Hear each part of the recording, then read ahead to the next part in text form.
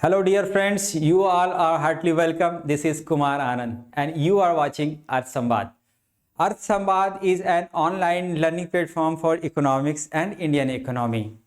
अर्थ संवाद के इस ऑनलाइन लर्निंग प्लेटफॉर्म पे TGT, PGT exams, assistant professor exam, UGC net exam के साथ साथ BA first year, second year, third year की एकेडमिक क्लासेस मिलेंगी और साथ ही साथ आईएएस, पीसीएस सहित सभी कॉम्पिटिटिव एग्ज़ाम्स के लिए इंडियन इकोनॉमी की ऐसी बेहतरीन क्लास आपको मिलने वाली है आज के बाद इस सब्जेक्ट की कि इस सब्जेक्ट से संबंधित, इकोनॉमी से संबंधित आपकी सारी इकोनॉमी और इकोनॉमी से संबंधित आपकी सारी समस्याएं दूर हो जाएंगी।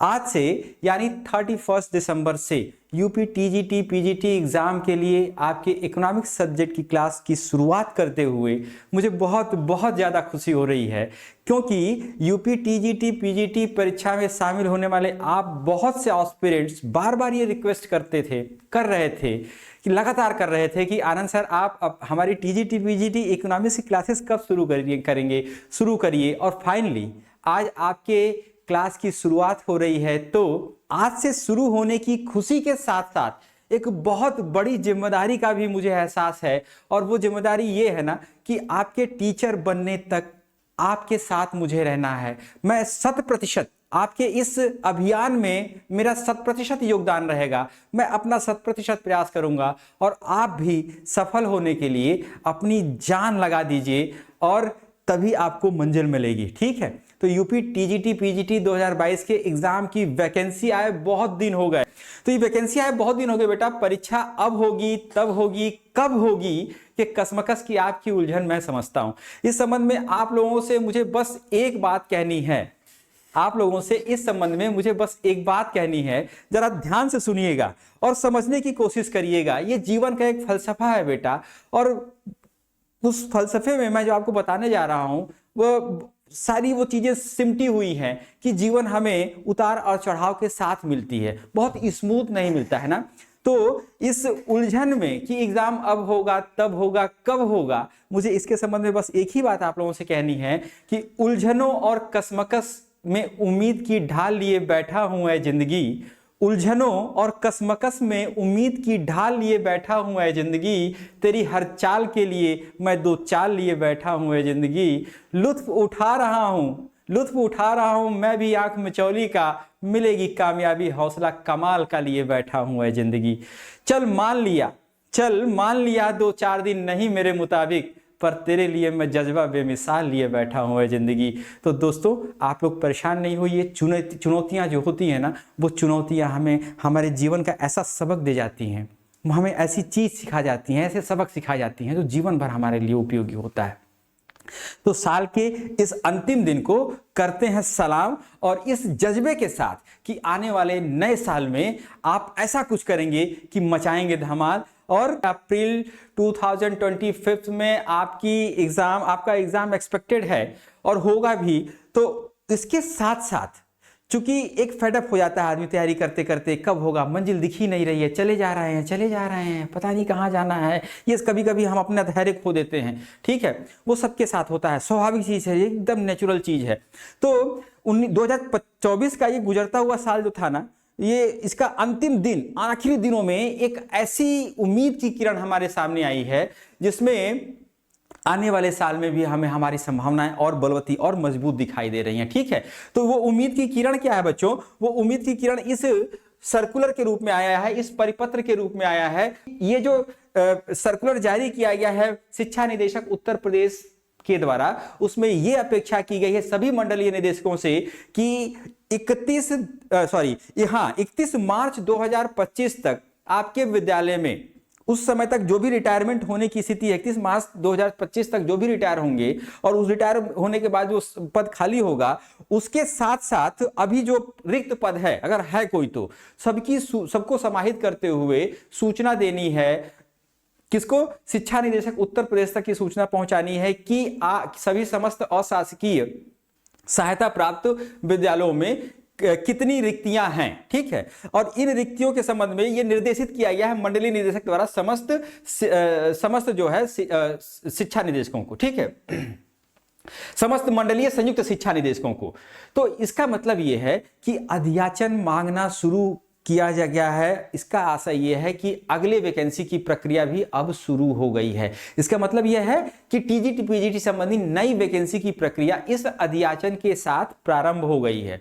इसमें आप लोगों के लिए मतलब की बात यह है कि टीजीटी पीजीटी 2022 की अप्रैल में संभावित परीक्षा के तत्काल बाद एक और परीक्षा, एक और अवसर आपके सामने आने वाला है। इस अध्याचन के द्वारा यह स्पष्ट हो गया है। बौद्धिक और प्रबुद्ध वर्गों में सामान्य चर्चा यह है कि इस नई वैकेंसी, जो कि इसके आधार पर आने की स्थिति बन रही है, संभावना बन रही है, ठीक है, और चूंकि अध्याचन की प्रक्रिया शुरू हो गई है, मतलब नई वैकेंसी आने की प्रक्रिया भी शुरू हो गई है। क्लियर? तो सामान्य बौद्धिक और प्रबुद्ध वर्ग में सामान्य चर्चा यह है कि इस नई वैकेंसी में बम्पर सीट्स होंगी हजारों की संख्या में, और इस नई वैकेंसी की परीक्षा भी शीघ्र ही होना संभावित है।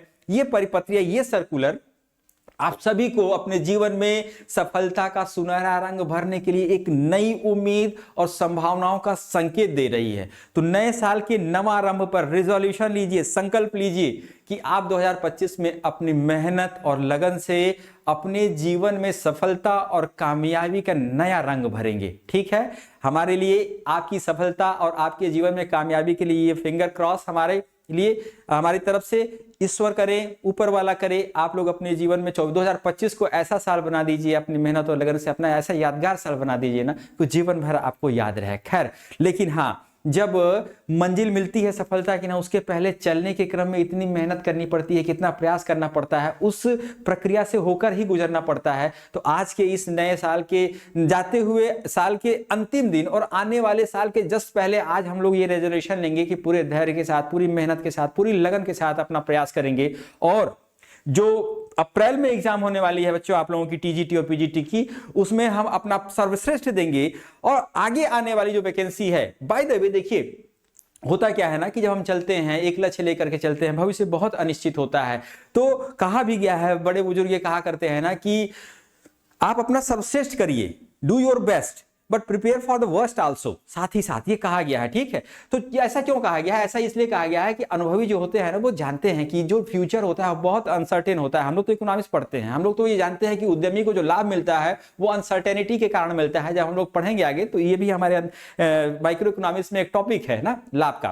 खैर, तो बच्चों ये जो अध्याचन मांगने की प्रक्रिया की शुरुआत हुई है, ये आप लोगों के लिए बहुत ही सुनहरा अवसर है। एक उम्मीद है कि अब इस जो 2025 में, मार्च 2025 में जो आपकी अप्रैल 2025 में जो आपकी टीजीटी पीजीटी की परीक्षा होगी, उसके जस्ट बाद फिर बैक टू बैक एक आपको एग्जाम देने का अवसर मिलेगा। इसलिए आपको क्या करना है?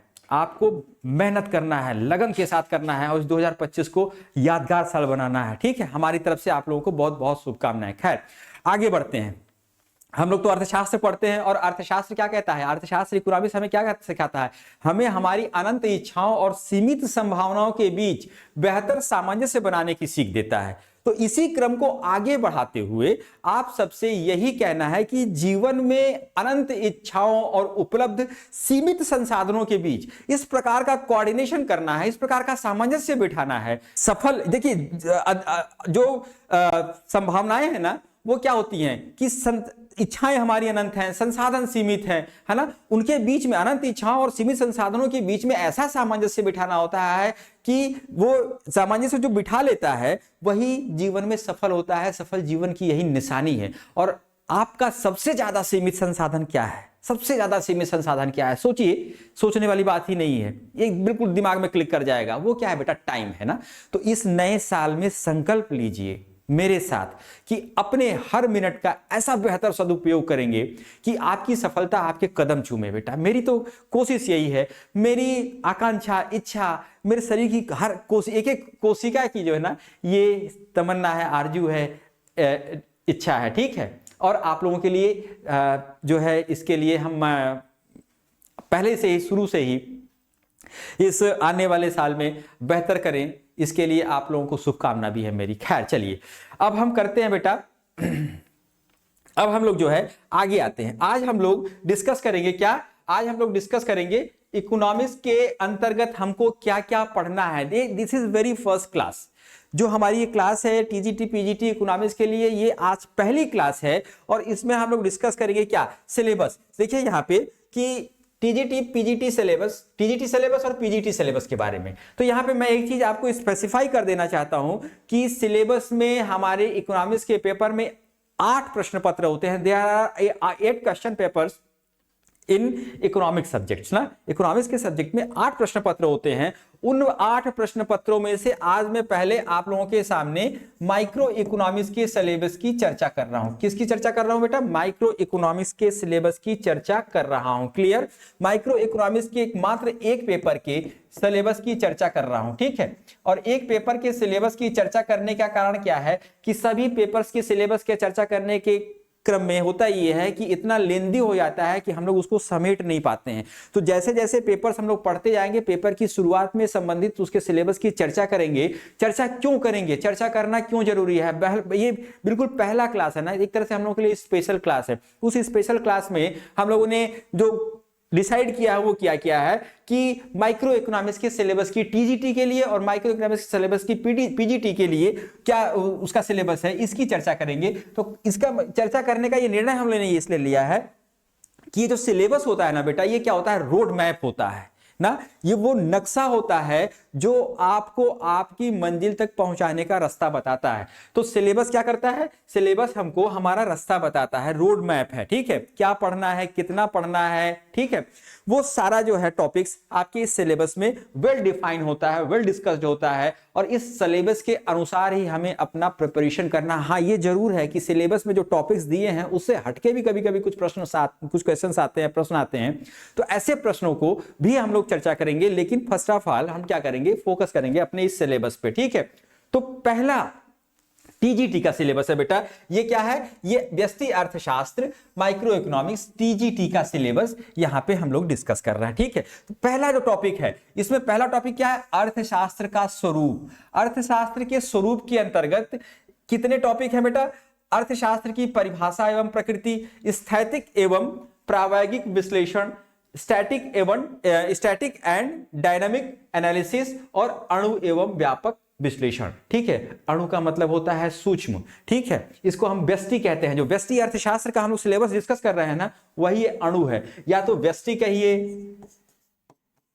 या तो व्यष्टि कहिए, या इसको सूक्ष्म कहिए, या इसको फिर हम लोग अणु भी कह सकते हैं। अणु क्या होता है, किसी सब्जेक्ट मैटर का सबसे छोटा पार्टिकल होता है, उसको हम क्या कहते हैं, अणु ना। तो ये व्यष्टि अर्थशास्त्र, ये अणु यहां पे दिया है आपके सिलेबस में। बहुत से लोग ऐसे होंगे जो कहेंगे कि अणु क्या होता है, यहां पे इसका क्या आशय है।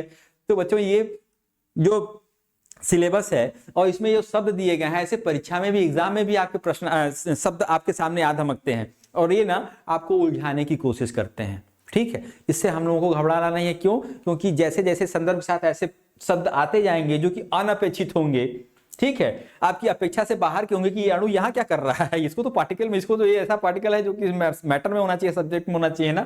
खैर, तो ये अणु और व्यापक विश्लेषण का मतलब है माइक्रो एंड मैक्रो एनालिसिस, ठीक है। तो अर्थशास्त्र का स्वरूप, अर्थशास्त्र की पहचान, अर्थशास्त्र को हम पहचानने का क्रम कहां से शुरू होता है, यहां से होता है। इन 3 टॉपिक्स के माध्यम से ये अर्थशास्त्र की पहचान बताते हैं, अर्थशास्त्र की प्रकृति बताते हैं, क्या है, कैसा दिखता है ना, इसकी व्यापकता क्या है, इसकी विषय वस्तु क्या है, इसका निर्धारण कहां से होता है, इसका निर्धारण होता है हमारा अर्थशास्त्र का स्वरूप, जो ये पहला टॉपिक है, इसीलिए यहां पे रखा गया है। अर्थशास्त्र के संबंध में एक सामान्य सी आउटलाइन, सामान्य सी जो उसकी चर्चा है वो यहां से हमको मिल जाती है, ठीक है। आइए आगे देखते हैं।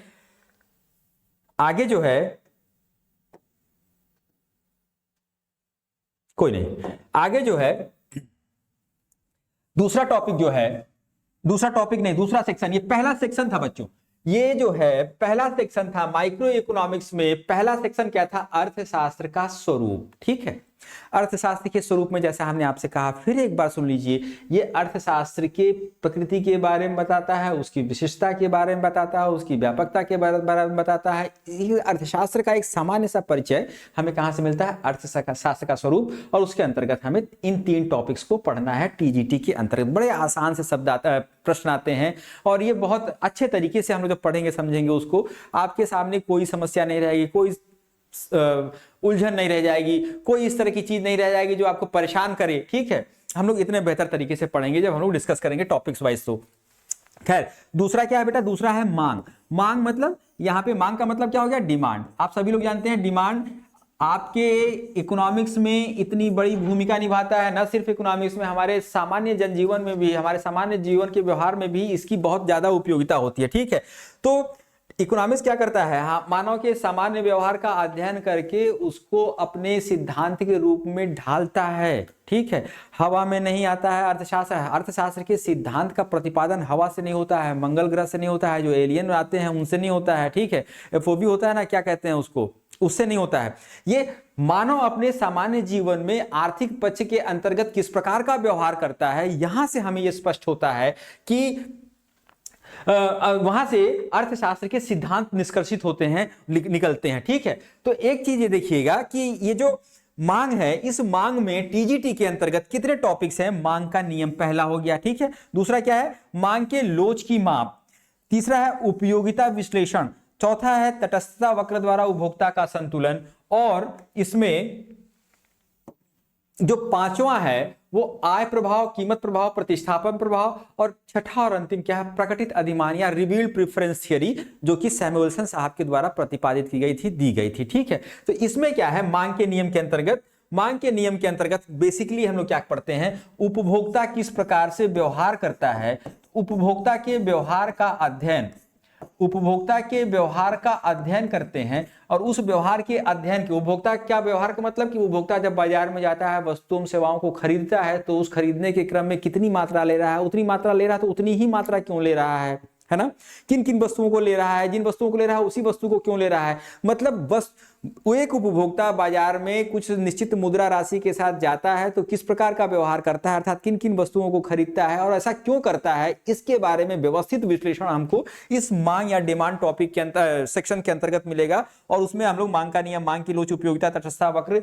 ये सब जो है वहां पे पढ़ेंगे, विस्तार से पढ़ेंगे, बहुत तरीके से पढ़ेंगे, बहुत व्यवस्थित तरीके से पढ़ेंगे। ठीक है, और आगे मांग के बाद तीसरा सेक्शन जो टीजीटी पीजीटी का माइक्रो इकोनॉमिक्स के सिलेबस में माध्यमिक शिक्षा सेवा चयन आयोग के द्वारा निर्धारित किया गया है, तीसरा जो सेक्शन है वो क्या है, उत्पादन का सिद्धांत। उत्पादन का सिद्धांत मतलब सीधे सीधे ये आपूर्ति की बात करता है बेटा। आपूर्ति को हम लोग क्या कहते हैं, आपूर्ति को हम लोग पूर्ति भी कहते हैं। इंग्लिश में क्या कहेंगे इसको, इंग्लिश में कहते हैं, बहुत ये बोल्ड हो रहा है ये, हाँ, इंग्लिश में क्या कहते हैं इसको, इंग्लिश में इसको बेटा हम लोग सप्लाई कहते हैं। क्लियर, सप्लाई कहते हैं ना।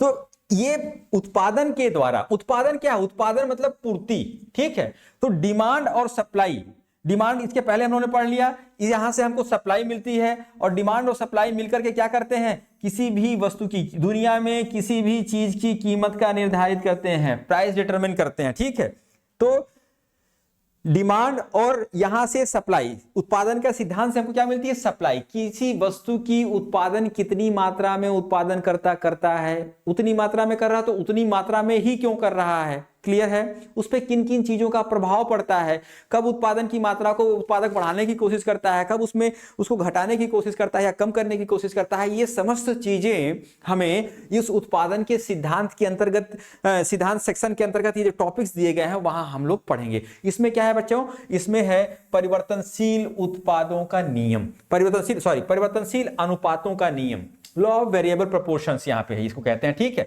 परिवर्तनशील अनुपातों का नियम, ये हमारा पहला हो गया, और पैमाने का प्रतिफल। ठीक, उत्पादन फलन, उत्पादन फलन के ही अंतर्गत ही आता है। खैर, समुत्पाद वक्र विश्लेषण, ठीक है, समुत्पाद वक्र विश्लेषण ये क्या बताता है कि एक उत्पादक किस स्थिति में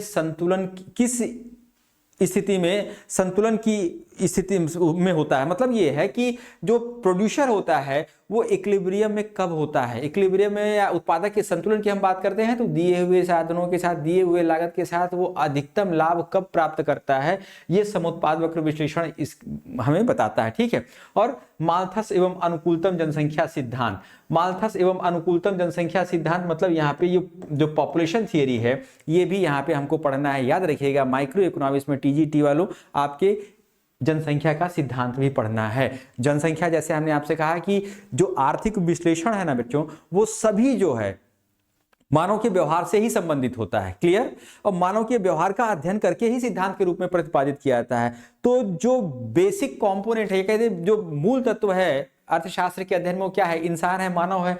और हम लोग अपने व्यवहारिक अनुभव से भी जानते हैं कि जनसंख्या क्या होती है, जनसंख्या से हमें उत्पादन के लिए श्रम रूपी एक बहुत ही महत्वपूर्ण साधन मिलता है और बिना उसके उत्पादन की कल्पना भी नहीं की जा सकती है। तो उत्पादन के लिए श्रम की आवश्यकता है और उत्पादन होने के बाद उत्पादन करने के लिए श्रम की आवश्यकता के रूप में जनसंख्या की जरूरत पड़ती है। और उत्पादन जब हो जाता है तो उसके उपभोग या कंजम्पशन के लिए भी जनसंख्या की लोगों की जरूरत पड़ती है। तो जाहिर सी बात है कि जनसंख्या क्या है या लोग क्या है, वही हमारे अर्थशास्त्र की मूल विषय वस्तु है। अगर हम एक शब्द में कहें, नटसेल में अगर आपके सामने प्रेजेंट करें ना बच्चों, तो कहेंगे कि जनसंख्या या लोग या व्यक्ति या नागरिक, जो भी उसका नाम ले लीजिए आप, वो क्या है, वो अर्थशास्त्र के लिए जो है सबसे मूल विषय वस्तु है। खैर, जनसंख्या जितनी ज्यादा होगी उतना ही ज्यादा पोषण के लिए संसाधनों के ऊपर भार पड़ेगा। जनसंख्या कम होगी तो उत्पादन के साधनों का अनुकूलतम दोहन नहीं हो पाएगा।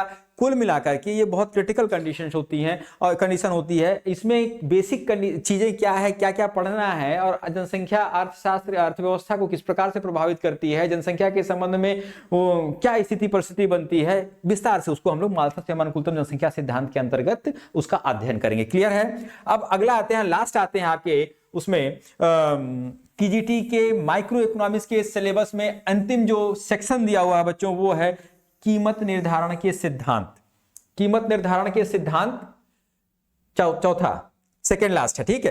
कीमत निर्धारण के सिद्धांत, इसमें परंपरावादी एवं आधुनिक कीमत निर्धारण के सिद्धांत, जैसे हमने आपसे बताया ना कि डिमांड वाले सेक्शन में आपने मांग कैसे निर्धारित होती है इसका अध्ययन हम करते हैं। सप्लाई उत्पादन के सिद्धांत वाले सेक्शन में सप्लाई कैसे निर्धारित होती है इसका आकलन करते हैं। और ये डिमांड और सप्लाई का अध्ययन इसलिए करते हैं क्योंकि यही किसी वस्तु की कीमत का निर्धारण करती है। और एक बात जान लीजिए, क्योंकि हम लोग डिस्कस कर रहे हैं क्या, माइक्रो इकोनॉमिक्स के सिलेबस को टीजीटी के लिए, तो ये जो कीमत होती है ना, आप एक चीज अपने दिमाग में बिल्कुल बिठा लीजिएगा कि जो माइक्रो इकोनॉमिक्स है उसकी मूल विषय वस्तु क्या है, कीमत निर्धारण। किसी भी चीज की कीमत का निर्धारण उसकी मांग और पूर्ति के आधार पर होता है। तो पहले मांग का निर्धारण करता है, फिर पूर्ति का निर्धारण होता है, और इन दोनों के परस्पर क्रिया प्रतिक्रिया के आधार पर कीमत का निर्धारण होता है। और ये कीमत ही माइक्रो इकोनॉमिक्स की मूल विषय वस्तु है। क्लियर। माइक्रो इकोनॉमिक्स जो मेनली डील करता है ना, वो प्राइस डिटर्मिनेशन के लिए के अंतर्गत डील करता है। मतलब कीमत निर्धारण ही उसकी मूल विषय वस्तु है और ये जितना सिलेबस है उसी के अनुरूप निर्धारित किया गया है। क्लियर है।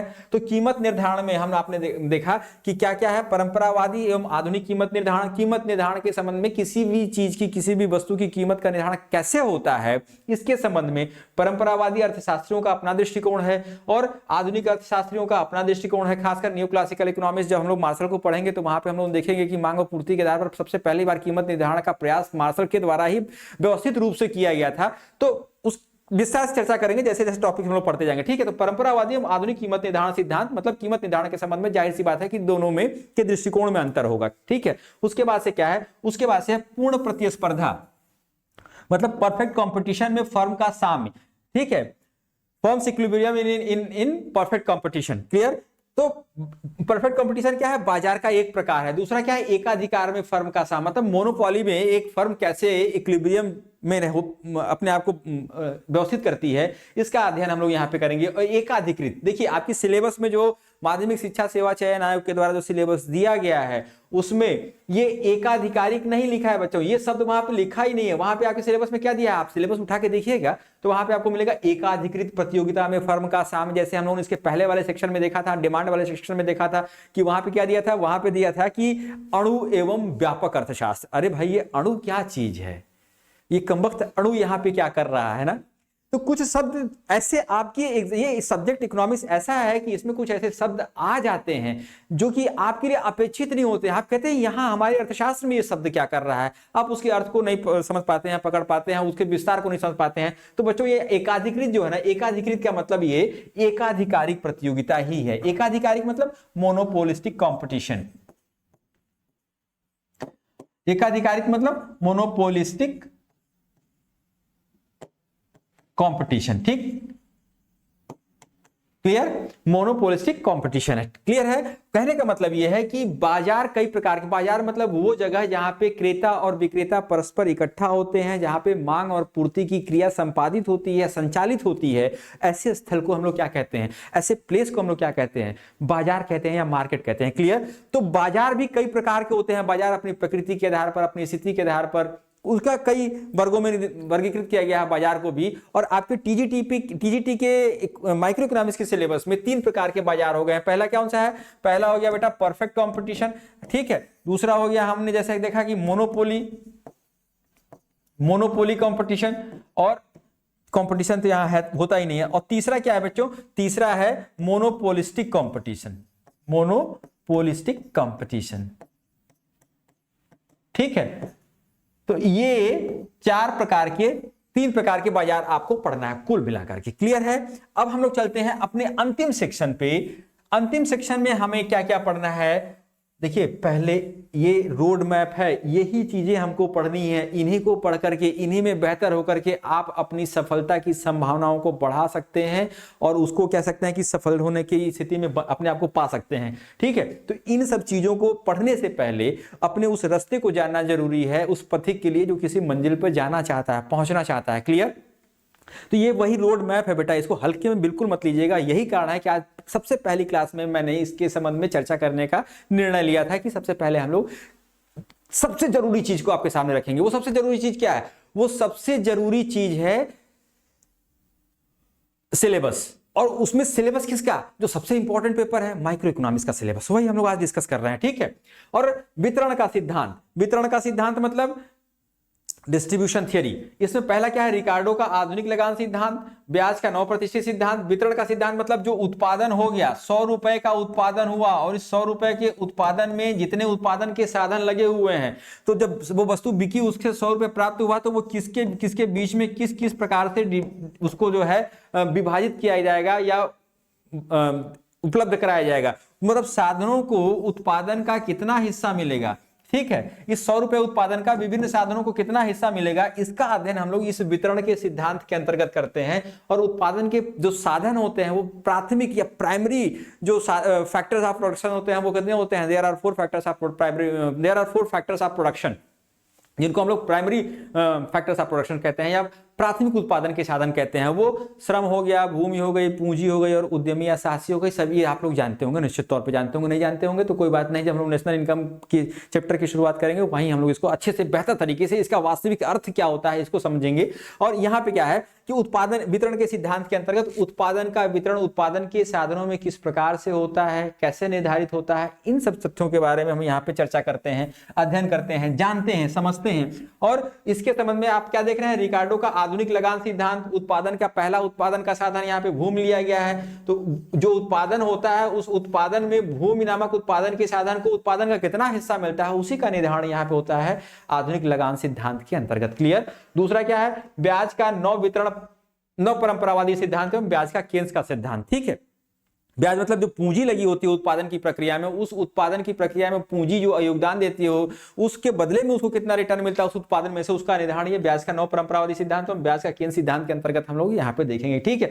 प्रोफेसर नाइट का लाभ का सिद्धांत, उद्यमी भी होता है, सभी उत्पादन के साधनों को इकट्ठा करना, इकट्ठा करके उनको एक व्यवस्थित रूप में निर्धारित करना और उससे उनसे उत्पादन की गतिविधि संचालित करके उत्पादन प्राप्त करना। ये किसका कार्य होता है या किसकी भूमिका होती है, ये उद्यमी क्या एंटरप्रेन्योर की भूमिका होती है। और ये जो है उसके बदले में उसको जो मिलता है प्रतिफल रिटर्न मिलता है। उत्पादन में सभी उत्पादन के साधनों को इकट्ठा करके उनसे उत्पादन के अनुरूप व्यवस्थित करके उत्पादन प्राप्त करने की जो भूमिका होती है वो उद्यमी या साहसी की होती है, एंटरप्रेन्योर जिसको कहते हैं।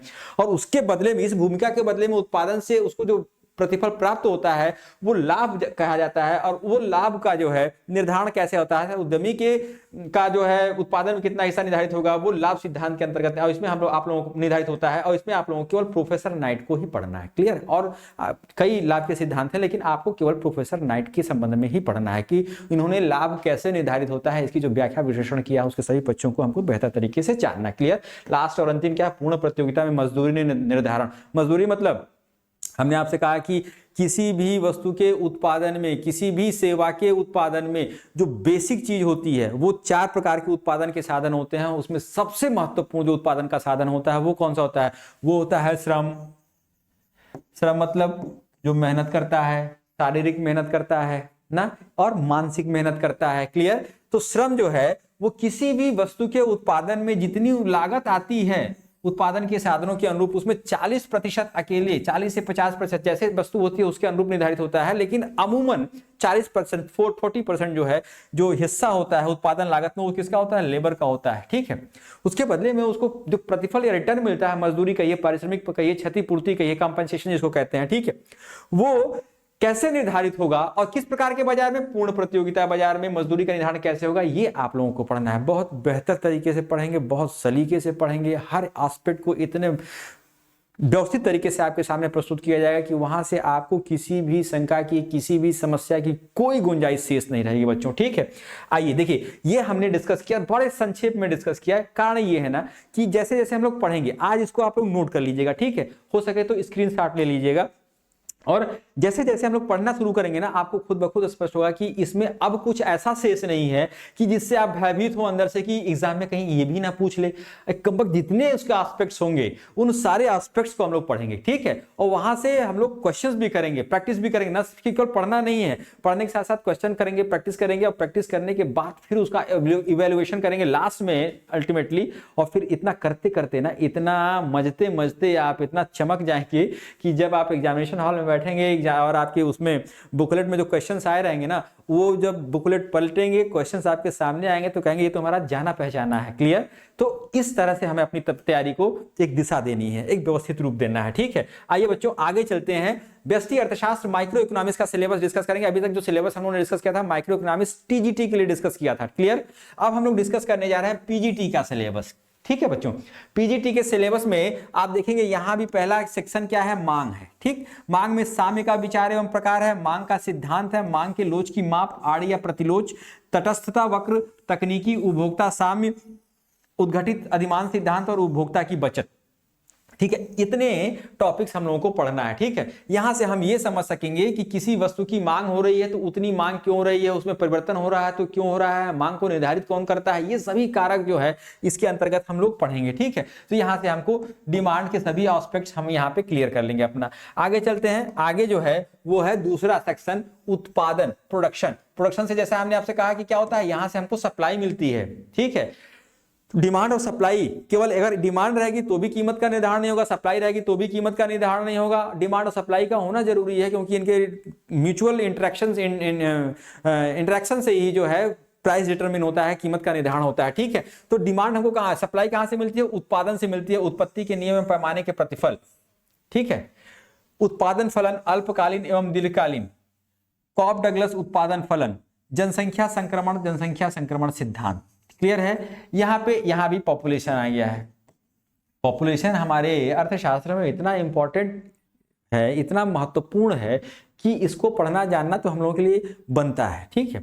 अब अगला क्या है सेक्शन बेटा? अगला सेक्शन है बाजार। उत्पादन के विभिन्न पक्षों को पढ़ने के बाद हम सप्लाई के सभी एस्पेक्ट से परिचित हो जाएंगे और यहीं से प्रश्न बनता है, पूछा जाता है। ठीक है? बाजार मतलब, जैसे हमने इसके पहले भी चर्चा किया संक्षेप में, कि बाजार मतलब वो जगह है जहां पे बायर और सप्लायर, ठीक है, बायर और सेलर, ठीक है, कंज्यूमर या कहिए प्रोड्यूसर या कहिए बायर और सेलर, ये दोनों इकट्ठा होते हैं। वो जगह है जहां पे बायर और सेलर इकट्ठा होते हैं और दोनों अपनी क्रिया गतिविधि को संचालित करते हैं। ऐसी जगह को हम लोग क्या कहते हैं? बाजार कहते हैं या मार्केट कहते हैं। क्लियर?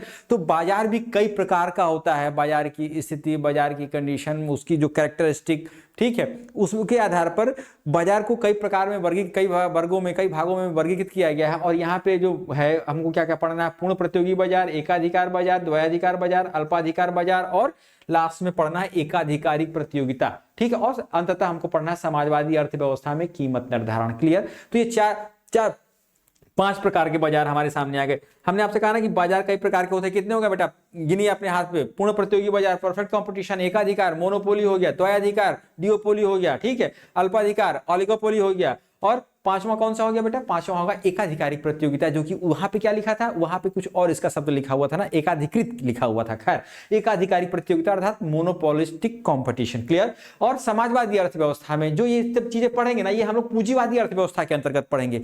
समाजवादी अर्थव्यवस्था आर्थिक अर्थव्यवस्था के संचालन की एक बिल्कुल नितांत अलग और भिन्न प्रणाली है। तो जाहिर सी बात है, उस भिन्न प्रणाली, अभी तक जितना हम लोग पढ़ रहे हैं पूंजीवादी आर्थिक प्रणाली के लिए पढ़ रहे हैं, तो समाजवादी आर्थिक प्रणाली, इसका भी अस्तित्व हमारे विश्व में है ही है। ठीक है, थोड़ा कम हो थोड़ा ज्यादा हो ये मैटर नहीं करता। क्लियर? तो यहां पे समाजवादी प्रकार की अर्थव्यवस्था में कीमतों का निर्धारण कैसे होता है, इसका भी अध्ययन हम लोग यहां पे करेंगे। और लास्ट सेक्शन यहां पे है वितरण। फोर्थ वन इज वितरण या डिस्ट्रीब्यूशन। क्लियर? डिस्ट्रीब्यूशन में जैसा कि आप लोगों ने देखा, इसके पहले वाले टीजीटी के सिलेबस में देखा, उसी का थोड़ा सा विस्तार है। देखिए, टीजीटी के सिलेबस की तुलना में पीजीटी का सिलेबस थोड़ा सा एक्सटेंसिव है। ठीक है, थोड़ा सा उसमें विस्तार ज्यादा है।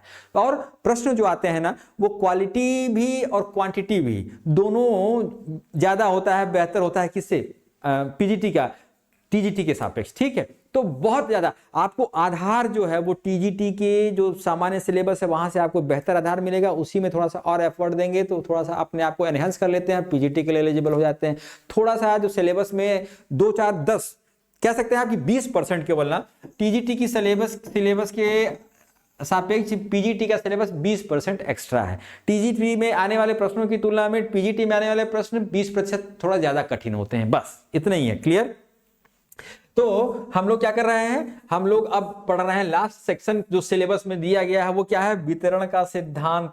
वितरण का सिद्धांत या वितरण क्यों दिया है, वितरण का केंद्रीय एवं आधुनिक सिद्धांत दिया हुआ है, लगान के सिद्धांत, आभास लगान एवं अवसर लागत, ये भूमि को उत्पादन में योगदान देने के बदले में उसके लगान कैसे निर्धारित होता है, यहां पढ़ेंगे। मजदूरी का सिद्धांत, यहां पे श्रम के बारे में पढ़ेंगे।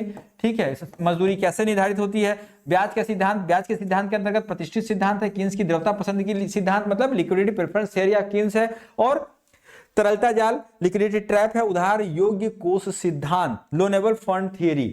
ठीक है, ये ब्याज के बारे में इतने सिद्धांतों का अध्ययन हम लोगों को करना है। ब्याज मतलब उत्पादन की प्रक्रिया में पूंजी नामक साधन द्वारा दिए गए योगदान के बदले में उसको जो प्रतिफल या रिटर्न मिल रहा है वो कैसे डिसाइड होता है, वो हम लोग यहां पढ़ेंगे ब्याज के सिद्धांत के अंतर्गत। क्लियर? और लास्ट में क्या, नाइट एवं साइकिल का लाभ सिद्धांत। हम लोगों ने टीजीटी वाले सिलेबस में देखा था कि वहां एक ही सिद्धांत, लाभ के सिद्धांत के संबंध में एक ही अर्थशास्त्री को पढ़ना था। यहाँ पे क्या पढ़ना है आपको, नाइट एवं साइकिल का लाभ का सिद्धांत। और अंत में है प्रोडक्शन एग्जॉशन थ्योरम। ठीक है, उत्पादन समाप्ति प्रमेय। ये 22 टॉपिक्स है। 22 टॉपिक्स जो है हमें पढ़ने हैं। 22 टॉपिक्स में एक टॉपिक में 3-3 4-4 जो है सब सेक्शंस हैं। तो आप कह सकते हैं कि you have to study 30 topics properly to command on 2 topics. हाँ, 30 टॉपिक्स आपको पढ़ना है कमांड करने के लिए किस पे, माइक्रो इकोनॉमिक्स के इस सिलेबस पे, जो कि डिफाइन किया गया है, जिससे संबंधित प्रश्न आपकी परीक्षा में पूछे जाते हैं। क्लियर? अब इसके बाद ना अगर हम लोग ट्रेंड एनालिसिस करें, हमने आपसे कहा कि माइक्रो इकोनॉमिक्स के बारे में पहला वेरी फर्स्ट क्लास है, सबसे पहली क्लास है, उसमें हम लोग सिलेबस की डिस्कशन करने के बारे में डिस्कस कर रहे हैं। और उसमें भी 8 प्रश्न पत्र होते हैं, 8 पेपर्स होते हैं जो इकोनॉमिक्स में, उसमें एक माइक्रो इकोनॉमिक्स के बारे में डिस्कस कर रहे हैं। इसका कारण यह है कि सिलेबस हमको रोड मैप बताता है। जाहिर सी बात है हमारे लिए बहुत ज्यादा उपयोगी है, वो नहीं है तो हम भटकते रहेंगे, मंजिल कब मिलेगी ये ऊपर वाला निर्धारित करेगा, हमारा प्रयास निर्धारित नहीं करेगा। हमारा प्रयास तभी निर्धारित करेगा कि हमारे पास सामने एक अच्छा सा नक्शा हो और उसी नक्शे को देखते हुए उसको फॉलो करते हुए हम अपने मंजिल तक पहुंचे। तो ये सिलेबस वही रोड मैप निर्धारित करता है, तो रोड मैप जानना तो जरूरी है। ठीक है, दूसरी चीज क्या है कि उसमें जो माइलस्टोन्स हैं, कितने माइलस्टोन्स हैं, तो 8 पेपर के रूप में आपके पास 8 माइलस्टोन्स हैं।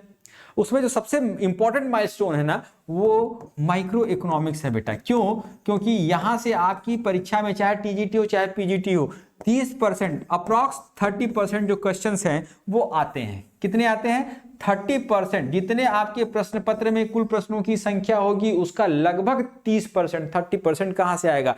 माइक्रो इकोनॉमिक्स से ही आता है, इसलिए ये सबसे ज्यादा जरूरी है। दूसरी चीज क्या होती है कि माइक्रो इकोनॉमिक्स में तो थियरीज पढ़ेंगे, जो कॉन्सेप्ट पढ़ेंगे, ठीक है, जो संकल्पनाएं पढ़ेंगे, वहीं से हमको वो औजार या टूल्स मिलते हैं जिसका उपयोग करके हम अर्थशास्त्र के अन्य पेपर्स को भी पढ़ते हैं और समझते हैं। क्लियर? इसलिए माइक्रो इकोनॉमिक्स पढ़ना हमारे लिए बहुत जरूरी है। कारण क्या है? यहाँ पे आप देख लीजिए, पढ़े लिखे को फारसी क्या कहते हैं ना, हाथ कंगन को आरसी क्या और पढ़े लिखे को फारसी क्या कहते हैं ना। तो जो ये हम अपनी बात कह रहे हैं ये सर्टिफाई हो रहा है कैसे? जो ट्रेंड एनालिसिस हम कर रहे हैं, देखिए 2021 में जो एग्जाम हुआ है उसमें कितने प्रश्न आए हैं बेटा? 125 प्रश्न, सॉरी ये टीजीटी का है ना, हाँ ये टीजीटी के लिए, टीजीटी की विगत वर्ष की परीक्षाओं में आए हुए प्रश्न पत्रों में से किस पेपर से कितने प्रश्न आए हैं उसके संबंध में हम केवल, चूंकि माइक्रो इकोनॉमिक्स के सिलेबस के डिस्कस कर रहे हैं, तो माइक्रो इकोनॉमिक्स से विगत वर्षों में कितने प्रश्न आए हैं टीजीटी, यूपी टीजीटी की परीक्षाओं में, उसका हम यहाँ पे एनालिसिस कर रहे हैं, उसका यहाँ पे हम लोग विश्लेषण कर रहे हैं। देखिए 2021 में 28 प्रश्न आया था, मतलब जो आपका 63 क्वेश्चंस होते हैं ना, 63 प्रश्न जो होते हैं उसमें से अकेले 28 प्रश्न कहां से आया है? यहां से आया है, माइक्रो इकोनॉमिक्स से आया है, ठीक।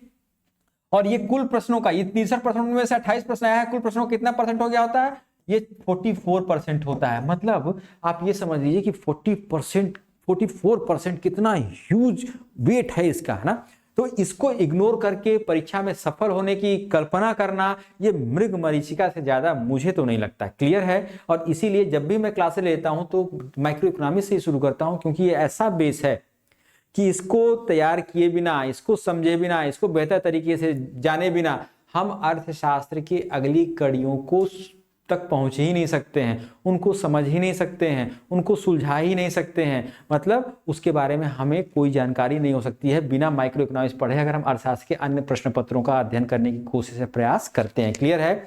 तो 28 प्रश्न यहाँ पे आ रहे हैं बेटा। 2016 में 15 प्रश्न आए हैं, 13 में 16 प्रश्न आए हैं, 11 में भी 16 प्रश्न आए हैं, 2010 में 26, 2009 में 23 प्रश्न, 2021 में माइक्रो इकोनॉमिक्स से 21 प्रश्न, 2005 में 21 प्रश्न माइक्रो इकोनॉमिक्स से, 2004 में 26 प्रश्न आए हैं। ठीक है, ये 2004 निरस्त परीक्षा हो गई थी, कैंसिल हुई थी, इसकी बात नहीं करते हैं। 2003 में 13 प्रश्न आए हैं। और 13 प्रश्न कब आए हैं? जब उस समय कुल प्रश्न आपके टीजीटी में इकोनॉमिक्स पेपर में 2003 में जो कुल प्रश्नों की संख्या होती थी 43 होती थी, अब कितनी है? 63 है। तो 43 में 13 प्रश्न आए थे, ठीक है, 30% आया था। और 2001 में 10 प्रश्न, कुल 43 प्रश्न इकोनॉमिक्स के कुल 43 प्रश्नों में से 43 क्वेश्चन में से 10 प्रश्न, मतलब कुल प्रश्नों का 23% जो है वो माइक्रो इकोनॉमिक्स से आया हुआ है बच्चों। क्लियर है? तो ये इतना आपको समझ के चलना है कि माइक्रो इकोनॉमिक्स हमारे अंतिम सफलता के लिए, हमारे शिक्षक के रूप में चयनित होने के लिए, चाहे वो टीजीटी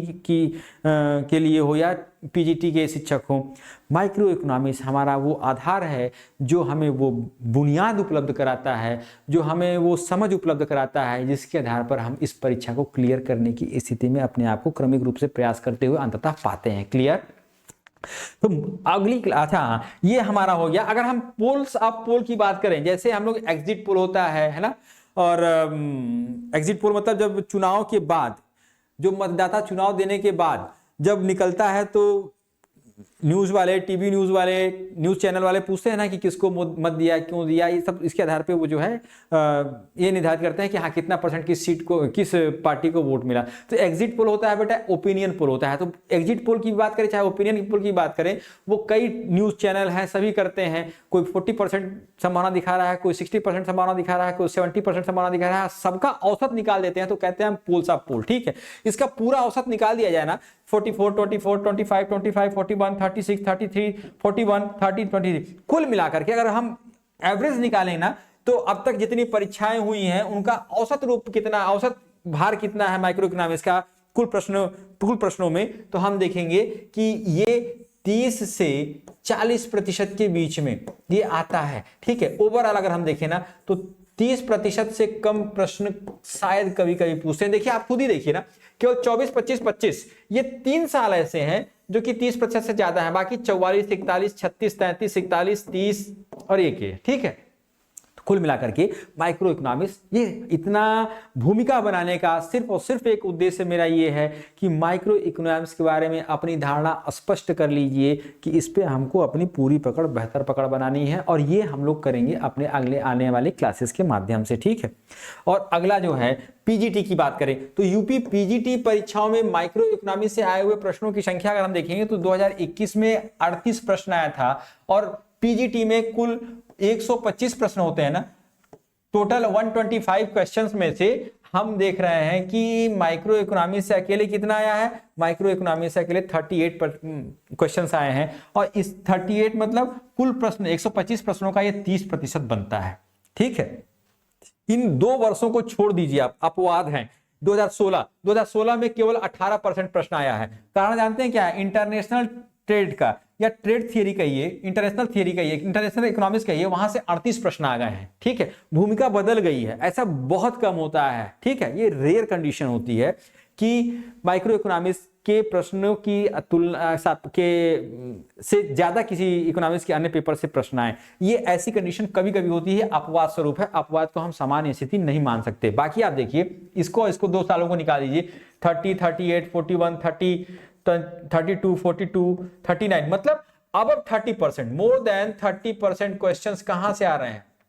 ये पीजीटी में माइक्रो इकोनॉमिक्स से ही आ रहे हैं। कहां से आ रहे हैं? माइक्रो इकोनॉमिक्स से ही आ रहे हैं। देखिए, खुद ही देख लीजिए, इन 2 वर्षों को हम निकाल देते हैं, जिसमें कि एक तो 2016 में जो माइक्रो इकोनॉमिक्स का प्रश्न था ना, वो इंटरनेशनल ट्रेड के अंतर्गत आ गया, मतलब उतना प्रश्न वहां से इंटरनेशनल ट्रेड या इंटरनेशनल इकोनॉमिक्स से पूछ लिया था। ठीक है, बाकी आप देखिए 38, 47, 51, 38, 40, 36, 30, जबकि ये 36 कब आया? 2003 में, जब कुल 85 प्रश्न हुआ करते थे अर्थशास्त्र के प्रश्न पत्र में, तो वहां से कुल 85 प्रश्नों में से 36 प्रश्न अकेले माइक्रो इकोनॉमिक्स से आया है। मतलब टोटल का 42%, जितने कुल प्रश्न हैं उसका 42% कहां से आया है? माइक्रो इकोनॉमिक्स से आया है, और उसके पहले 39% आया। मतलब क्या है कि पीजीटी की भी बात करें तो माइक्रो इकोनॉमिक्स की सेम सीन बनता है।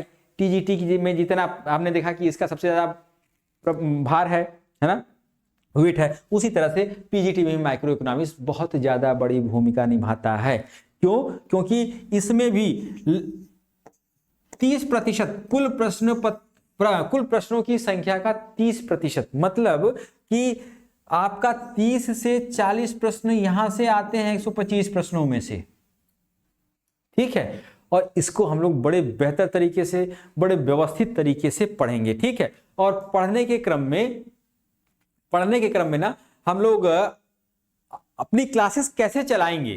ठीक है, तो जो हमारी लेक्चर स्ट्रैटेजी होगी वो क्या होगी कि सबसे पहले हम क्या करेंगे बच्चों, सबसे पहले हम टॉपिक डिस्कस करेंगे। ठीक है, सबसे पहले क्या करेंगे हम लोग? टॉपिक डिस्कस करेंगे। सबसे पहले टॉपिक डिस्कस करेंगे।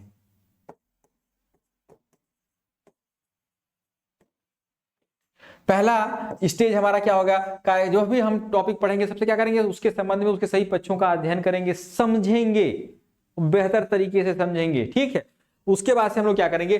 टॉपिक डिस्कस करने के बाद जो एक उसकी विषय वस्तु क्या है, उसके संबंध में एक सामान्य आइडिया बनने के बाद हम लोग क्या करेंगे कि इसके संबंध में दूसरे स्टेज में क्या करेंगे कि PYQ, ठीक है, प्रीवियस ईयर्स जो क्वेश्चंस आए हैं ना उसको डिस्कस करेंगे।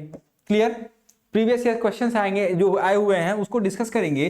तो पहले हम लोगों ने टॉपिक डिस्कस कर लिया है, और उस टॉपिक पे विगत वर्षों में टीजीटी पीजीटी की परीक्षाओं में किस प्रकार के प्रश्न पूछे गए हैं उसको जब हम लोग डिस्कस कर लेंगे तो जाहिर सी बात है कि आपके अंदर एक ऐसी इंसाइटनेस आ जाएगी कि आप जो टॉपिक पढ़े वो टॉपिक पढ़ेंगे ना तो उस दृष्टिकोण से पढ़ेंगे कि इसमें कहाँ से प्रश्न बन सकते हैं, उसको ढूंढते हुए पढ़ेंगे, उसको खोजते हुए पढ़ेंगे। आपके अंदर एक खोजी प्रवृत्ति डेवलप हो जाएगी। ठीक है, और यही आपके उस टॉपिक को बेहतर तरीके से समझने का एक सबसे सरल रास्ता या माध्यम होता है। क्लियर? और तीसरा स्टेज जो होगा या तीसरा चरण जो होगा हमारे उसमें क्या होगा कि इसमें अब हम लोग MCQs का प्रैक्टिस करेंगे, मल्टीपल चॉइस क्वेश्चन।